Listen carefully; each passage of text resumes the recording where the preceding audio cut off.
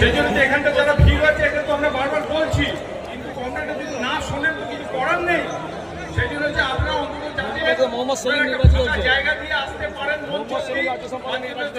একটা ব্যারিকেড করুন। ঠিক আছে অন্তু চলে যাও ওখানে।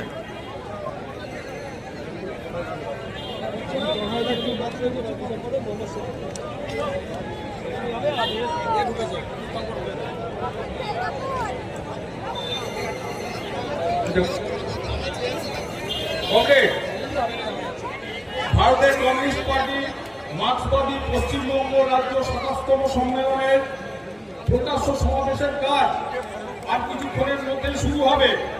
ইতিমধ্যে আমাদের যে প্রতিনিধি সম্মেলন, সেই সম্মেলনের কাজ শেষ হয়েছে। নেতৃবৃন্দ আর কিছুক্ষণের মধ্যেই এই প্রকাশ্য সমাবেশের মঞ্চে এসে উপস্থিত হবেন।